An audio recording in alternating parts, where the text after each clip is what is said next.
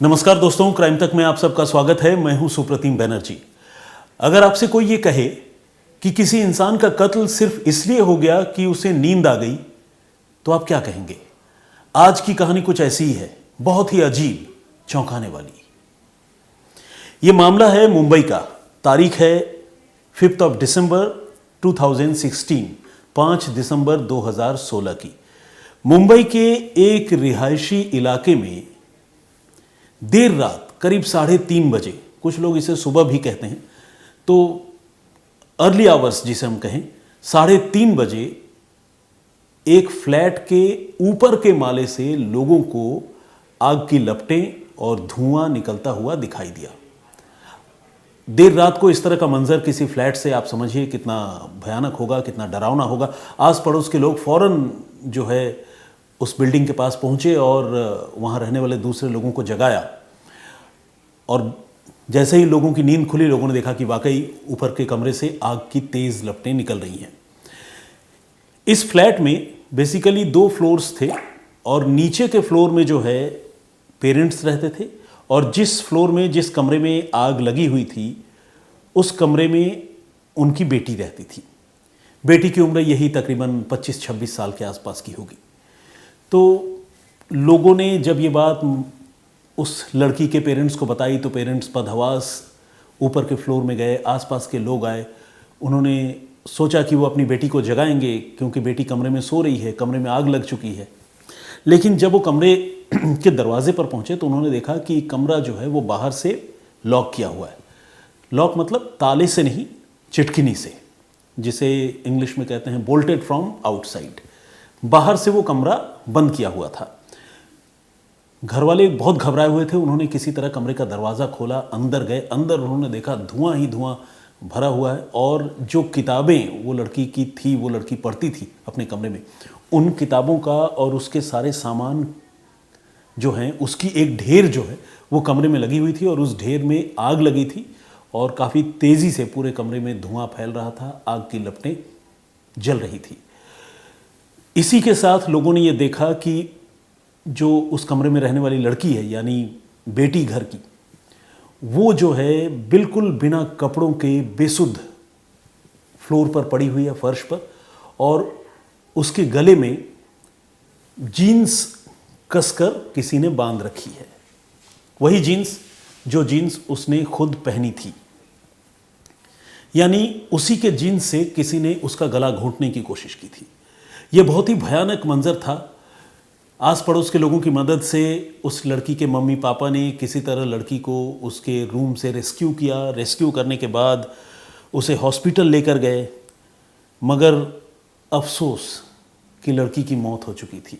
डॉक्टरों ने उसे ब्रॉड डेड करार दिया, और जब उस लड़की की लाश का पोस्टमार्टम किया गया तो पता चला कि मौत की वजह जो है वो गला घोंटा जाना है, यानी स्ट्रैंगुलेशन, और जिसके निशान मौका वारदात पर पहले ही पुलिस को मिल चुके थे, उसके गले में लिपटे जीन्स की सूरत में।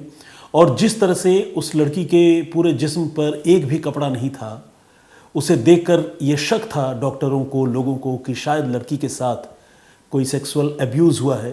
तो जब पोस्टमार्टम हुआ तो ये शक भी बिल्कुल सही निकला। उस लड़की की हत्या किए जाने से पहले उसके साथ बलात्कार हुआ था, रेप की घटना हुई थी। तो ये अपने आप में बहुत ही डरावनी बात भी थी, क्योंकि ऐसा कौन हो सकता है जो रिहायशी इलाके में किसी फ्लैट में घुसकर किसी लड़की के कमरे के अंदर जाकर उसे इस तरह से अपने गलत इरादों का शिकार बनाए और वहाँ से फरार हो जाए, किसी को पता भी न चले। यह अपने आप में जितनी डरावनी थी उतनी ही रहस्यमयी बात थी।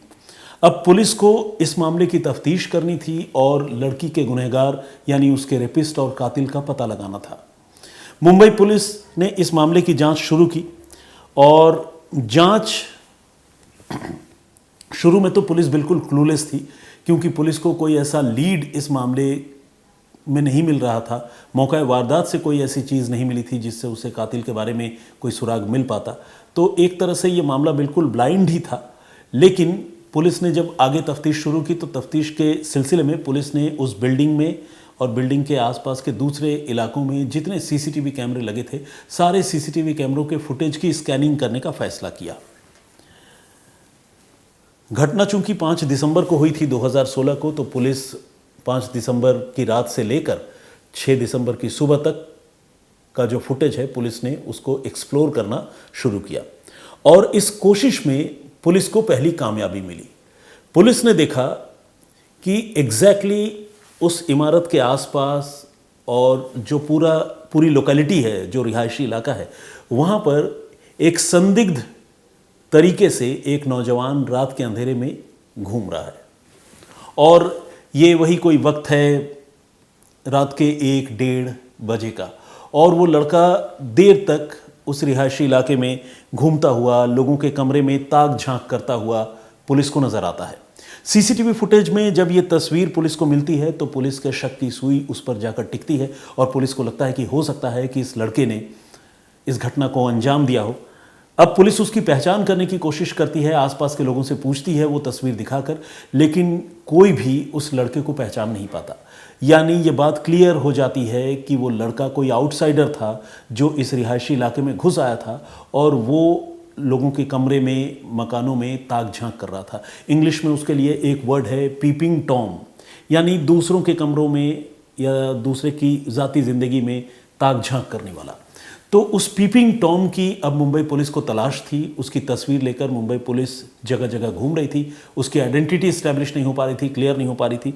इसी कोशिश में अब पुलिस ने अगले दिन जहाँ पर यह घटना हुई थी उसके आसपास के मार्केट में, आसपास के दुकानों में वो तस्वीर दिखाकर उस लड़के के बारे में पूछताछ की। और जब पुलिस ने ये एफर्ट किया तो उस एफर्ट का पुलिस को पॉजिटिव रिजल्ट भी मिला। जल्द ही ये पता चल गया कि वो जो लड़का है वो एक सुनार है, सुनार का काम करता है, जिसे हम गोल्ड स्मिथ भी कहते हैं इंग्लिश में, और वो पास के ही एक ज्वेलरी शॉप में कारीगर के तौर पर एम्प्लॉयड है। तो ये बात जब पुलिस को पता चली तो पुलिस फ़ौरन उस ज्वेलरी शॉप में पहुंची और ज्वेलरी शॉप के मालिक और वहाँ के दूसरे जो मुलाजिम हैं, जो एम्प्लॉयज़ हैं, उनको उसकी तस्वीर दिखाई और पूछा कि क्या ये लड़का आपके यहाँ काम करता है। तो सारे लोगों ने उसे फ़ौरन पहचान लिया और दुकान के मालिक और दूसरे एम्प्लॉयज़ ने उसका नाम देवाशीष बताया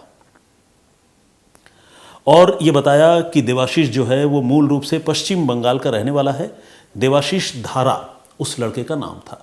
पुलिस ने पूछा कि देवाशीष इस वक्त कहाँ होगा। जब ये घटना हुई थी 5 दिसंबर, तब से लेकर देवाशीष तक पहुंचने में पुलिस को 3 से 4 दिनों का वक्त लग गया था। यानी देवाशीष के दुकान तक पहुंचने में 3 से 4 दिनों का वक्त लग गया था। अब जब पुलिस ने दुकानदार से पूछा कि अभी ये लड़का कहाँ है, तो दुकानदार ने बताया कि वो लड़का अब से कुछ रोज़ पहले पश्चिम बंगाल के लिए निकला है, अपने होम टाउन के लिए, और ये बता कर गया है कि उसके होम टाउन में उसकी ज़मीन के साथ किसी पड़ोसी का झगड़ा चल रहा है उसकी ज़मीन को लेकर, और वो उसी लैंड डिस्प्यूट को, ज़मीन के झगड़े को सुलझाने के लिए अपने नेटिव यानी होम स्टेट, होम टाउन जा रहा है। किसी आदमी पर जब पुलिस को शक होता है और वो आदमी एग्जैक्टली उस लोकेशन पर नहीं मिलता, तब पुलिस का शक जो है वो और गहरा जाता है। इस मामले में भी ऐसा ही था। मुंबई पुलिस को जिस देवाशीष पर शक था, जो सीन ऑफ क्राइम के इर्द गिर्द संदिग्ध तरीके से घूमता हुआ, ताक झांक करता हुआ दिखाई दे रहा था, वो लड़का इत्तेफाक से अपनी दुकान पर नहीं था और वो ठीक 1-2 दिन पहले ही गायब भी हुआ था, अपने घर भी गया था। और ये सारी चीज़ें एक दूसरे से कोरोबोरेट कर रही थी, यानी मिलती जुलती नज़र आ रही थी। इसी बीच पुलिस ने यह तय किया कि वो अब 5 दिसंबर को, जिस रोज़ ये घटना हुई थी, उस रोज़ उस लड़के के वेयर अबाउट्स के बारे में पता करेगी कि वो कहाँ था, कब घर लौटा। और इसी इरादे से उसने उसी ज्वेलरी शॉप के पास में एक रेंटेड एकोमोडेशन में, जहाँ पर वो देवाशीष धारा नाम का लड़का एक किराए के मकान में रहता था, उस रेंटेड एकोमोडेशन में, उस मकान में पुलिस पहुंची।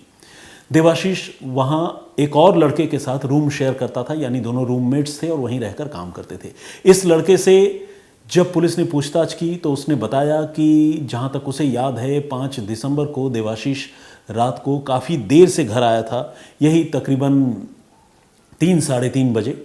और जब वो इतनी देर से आया तो उस रूममेट ने बताया कि उसने देवाशीष से ये पूछा भी था कि तुम इतनी रात आ रहे हो, अब तक तुम कहाँ थे, लेकिन देवाशीष ने कोई आंसर, कोई जवाब उसके इस सवाल का नहीं दिया और चुपचाप अपने बिस्तर पर जाकर सो गया। इतनी बात जो है उस रूममेट ने देवाशीष के बारे में पुलिस को बताई और ये बात उस रूममेट का ये कहना भी इस स्टोरी को थोड़ा और सपोर्ट कर रहा था, सब्सटेंशिएट कर रहा था, जिसमें पुलिस का शक देवाशीष की गतिविधियों पर, 5 दिसंबर की रात की गतिविधियों पर गहरा रहा था।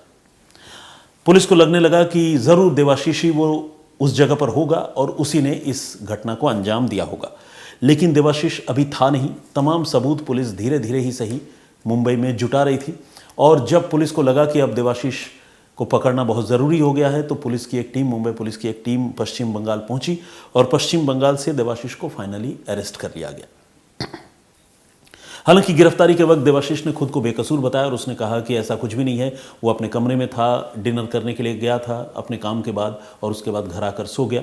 लेकिन उसके झूठ की पोल तो खैर उसके रूममेट ने पहले ही खोल दी थी। ऊपर से उसकी सीसीटीवी तस्वीरें भी जो है पुलिस के पास मौजूद थी, जिन सीसीटीवी तस्वीरों के ज़रिए पुलिस ने न सिर्फ उसे कन्फ्रंट किया, बल्कि जब उसे इंटरोगेट किया तो पुलिस की हिरासत में उसे अपना जुर्म कबूल करना पड़ा। हालांकि सार्वजनिक तौर पर जब भी उससे कभी किसी ने पूछा तो उसने इस जुर्म में अपना हाथ होने की बात से इनकार किया। लेकिन चूंकि पुलिस जब जांच कर रही थी, अदालत में उसके जुर्म को साबित भी करना था। सिर्फ सीसीटीवी फुटेज उस रिहायशी इलाके में, उस सीसीटीवी फुटेज में उसके दिखने भर से अपराध में उसके शामिल होने की बात की पुष्टि नहीं होती थी, ये साबित नहीं होता था। तो पुलिस को साइंटिफिक एविडेंस जो है वो पुलिस को जुटाने थे। और जैसा कि मैंने आपको बताया, पुलिस ने पोस्टमार्टम तो करवाया ही था। पुलिस ने कुछ डीएनए सैंपल भी कलेक्ट करके रखे थे, और ये डीएनए सैंपल उसी कमरे के थे जिस कमरे में ये इंसिडेंट हुआ था। यानी उस कमरे में और कौन कौन मौजूद था घटना के वक्त, क्या देवाशीष नाम का ये लड़का उस कमरे में था भी या नहीं, ये जानना पुलिस के लिए चुनौती थी। तो पुलिस ने उस कमरे की बेडशीट से कुछ सैंपल कलेक्ट किए थे, और जब देवाशीष अरेस्ट हुआ तो उससे भी डीएनए सैंपल पुलिस ने प्रोक्योर किए, हासिल किए, और इसके बाद उन सैंपल को जांच के लिए पुलिस ने फॉरेंसिक साइंस लैबोरेटरी में भिजवाया। और आपको जानकर अच्छा लगेगा, अच्छा इस सेंस में कि कम से कम आपको जानकर ये राहत मिलेगी कि वो जो इन्वेस्टिगेशन था डीएनए का, उसमें रिपोर्ट पॉजिटिव आई। ये पता चल गया कि पुलिस जिस देवाशीष को कल्प्रिट मान रही थी वही उस कमरे में था, क्योंकि उसके डीएनए के सैंपल जो है वो उस लड़की के रूम से भी बरामद हो गए थे, उसके बेडशीट से बरामद हो गए थे, और ये अपने आप में एक बहुत कंक्रीट एविडेंस था। अब देवाशीष से जब वो पूरी तरह से घिर गया, डीएनए सैंपल पुलिस के हाथ लग गया, जब उसके पास झूठ बोलने की कोई गुंजाइश नहीं बची, तो पुलिस ने फिर उससे पूछा कि उस रात की कहानी बताओ। तो फिर इस लड़के ने जो कहानी सुनाई वो कुछ यूँ है। देवाशीष जो है वो अक्सर घर से दूर अकेला रहता था, और वो अक्सर उसकी एक आदत थी, वो लोगों के मकानों में, कमरों में ताक झांक किया करता था। उस रात को जब वो अपने ज्वेलरी शॉप से बाहर निकला तो बाहर ही उसने एक ढाबे में डिनर किया, और डिनर करने के बाद वो अपने इसी आदत के मुताबिक मोहल्ले में घूमता रहा, लोगों के घरों में देखता रहा, ताकता झांकता रहा, जो उसकी आदत थी पीपिंग टॉम वाली। और इसी सिलसिले में घूमता हुआ वो उस फ्लैट के पास भी पहुंचा जहां पर ये लड़की रहती थी। इत्तेफाक से कमरों में ताक झांक करता हुआ, पता नहीं उसके दिमाग में क्या चलता था, क्या वो ऐसे ही किसी सॉफ्ट टारगेट की तलाश में था, या वो कुछ चोरी वगैरह करना चाहता था, ये तो वही जानता है, या शायद ऊपर वाला जानते हों।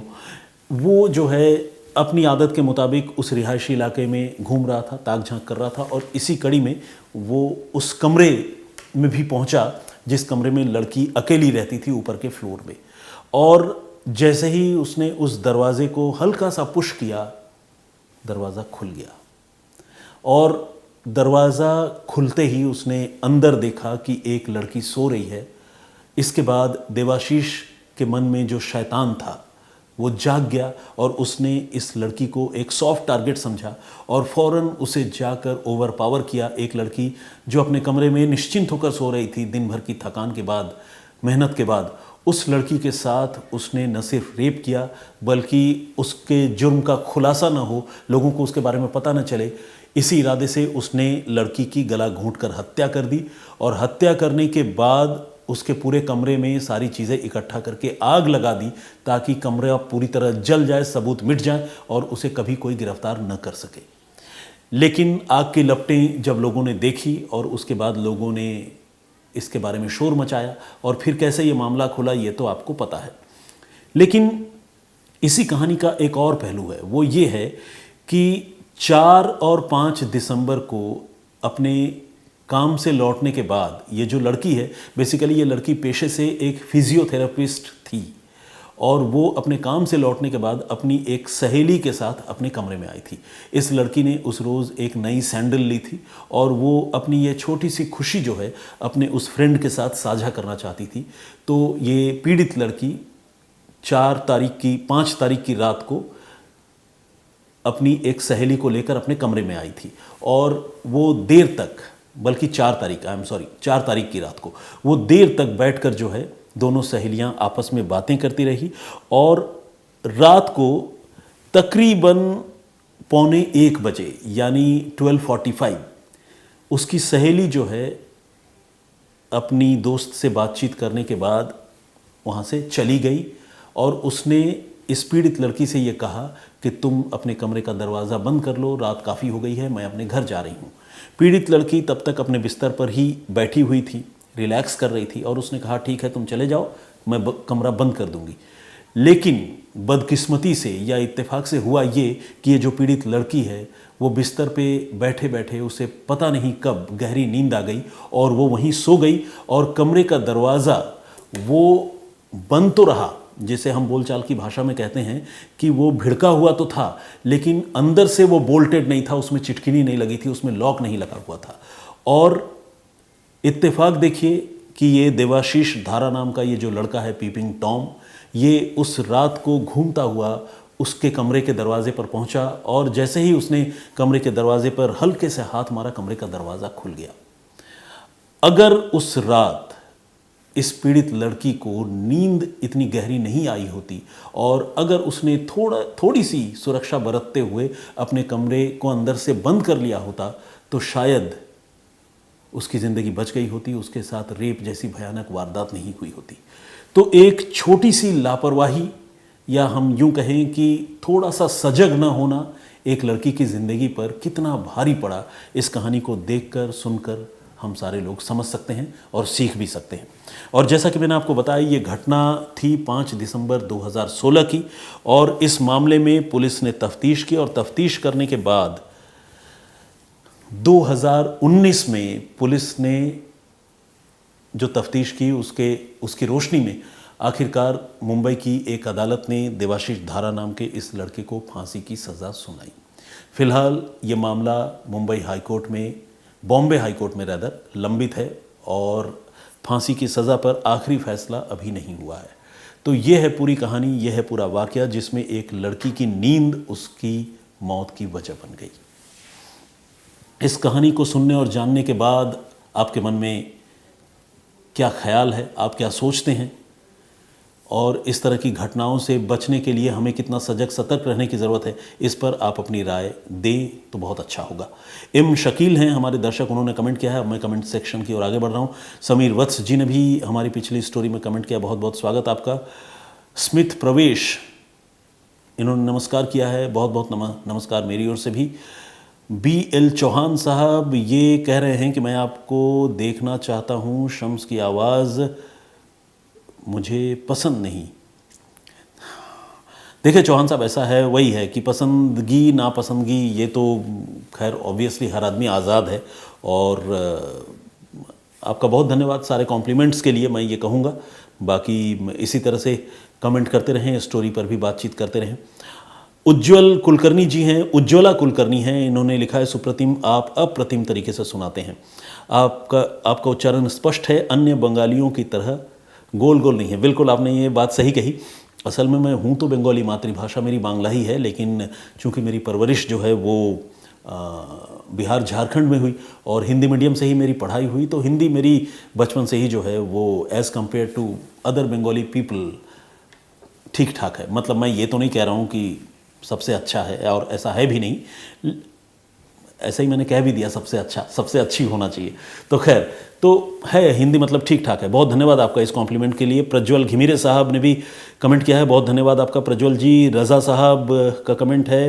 रूमा फारूकी जी, इन्होंने लिखा है Supratim ji you are the best storyteller, thank you very much Ruma ji. Arshpreet Kaur, इन्होंने भी अपनी बात रखी है, इन्होंने सत श्रीकाल वीर जी लिखा है और लिखा है ਤੁਹਾਡਾ स्टोरी सुनाउन दा तरीका बहुत वधिया है। क्या बात है, बहुत धन्यवाद आपका। पंजाबी पढ़कर तो मैं थोड़ा सा नॉस्टैल्जिक हो जाता हूँ और इमोशनल भी, क्योंकि पंजाब में मैं कई साल रहा हूँ रिपोर्टिंग के सिलसिले में। वहाँ रहकर मैं काम करता था, जालंधर, लुधियाना और पटियाला, पंजाब के 3 बड़े शहरों में मुझे रहने का मौका मिला। तो इसीलिए जब भी कोई पंजाबी में कमेंट करता है तो मुझे मेरे पुराने दिन याद आते हैं। संदीप सोनी जी ने कहा है कि जो कहानी मैंने पिछले रोज़ सुनाई थी वो कहानी मैं पहले भी सुना चुका हूँ। हालांकि मुझे तो याद नहीं है, लेकिन मैं याददाश्त के मामले में आप लोगों का लोहा मानता हूँ, आप लोग बहुत याद रखते हैं। पता नहीं आज की कहानी तो मैंने रिकॉर्ड कर दी, अब ये कहानी भी ना सुनाई हो, क्योंकि ये कहानी पुरानी है, लेकिन मुझे लगा कि शायद ये जो है अनसुनी कहानी हो और इसीलिए मैंने ये कहानी आप सबको सुनाई। अभी देखते हैं आप लोगों के कमेंट्स जब आएंगे तब पता चलेगा। शीतल शर्मा जी का भी कमेंट आया है। नानू राय ने भी कमेंट किया, बहुत स्वागत आपका। होम एंजल और देव ट्रेवल सत श्रीकाल इन्होंने लिखा है, बहुत स्वागत आपका। देशराज तोमर जी इन्होंने लिखा है कि शर्म सर की कहानियाँ वो निरंतर सुनते हैं, लेकिन जब से वो मेरी कहानियाँ सुन रहे हैं मेरी कहानियाँ भी उनको पसंद आने लगी हैं। Thank you very much Tomar साहब। विजेंद्र सिंह जी इन्होंने भी कहा है कि इंटरेस्टिंग स्टोरी थी। पिछली कहानी के बारे में इन्होंने कहा है जो मैंने आपको सुनाई थी, मध्य प्रदेश भोपाल की कहानी थी, जिसमें एक गुमनाम लाश के ज़रिए जो है एक मर्डर मिस्ट्री का खुलासा हुआ था। सिलीगुड़ी से देवराज शर्मा रेगुलर कमेंट करते हैं, बहुत स्वागत आपका। गुड़िया परिहार जी ने भी कमेंट किया है, बहुत बहुत स्वागत आपका। इन्होंने बताया है कि कटरा हिल्स भोपाल में एक मोहल्ला है जहां का ये वाक़या है।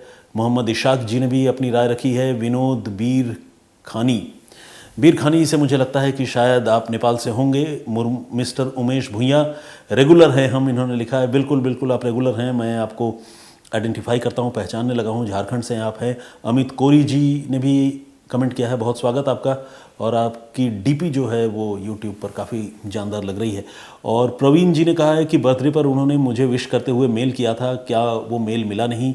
मैंने जवाब नहीं दिया। हो सकता है वो मेल, मतलब मिला क्या नहीं, मेल आपने किया है तो मिला ज़रूर होगा, लेकिन हो सकता है मैं ओवरलुक कर गया हूँ। मैं इस फोरम पर यहाँ से आपको थैंक यू करना चाहता हूँ, बहुत बहुत धन्यवाद आपका। हाल ही में बर्थडे मेरा गुजरा है और आप लोगों की दुआओं से सब अच्छा है। शमीम अहमद साहब, नंदिता जी, शोभित पासवान, मामोनी देवरिदे इन्होंने भी कमेंट किया है, बहुत स्वागत आपका। इमरानियन के नाम से एक आईडी है, इन्होंने कहा कि बोलने का तरीका बढ़िया है। अजहर मंसूरी साहब ने भी अपनी राय रखी है। मैं सारे दर्शकों का जिन्होंने भी कमेंट किया है सबका शुक्रिया अदा करना चाहता हूं। जिन्होंने कमेंट नहीं किया है उनका भी मैं धन्यवाद करना चाहता हूं। आप इसी तरह से वीडियोस देखते रहिए, स्टोरी को सपोर्ट करते रहिए और अपनी राय कहानी के बारे में हमें देते रहिए। कोई सुझाव हो तो वो भी दीजिए, मैं सारे कमेंट्स पढ़ता हूँ और उससे कुछ सीखने, समझने, जानने की कोशिश करता हूँ। फिलहाल मुझे इजाज़त दीजिए, अपना बहुत ख्याल रखिए। जय हिंद, जय भारत।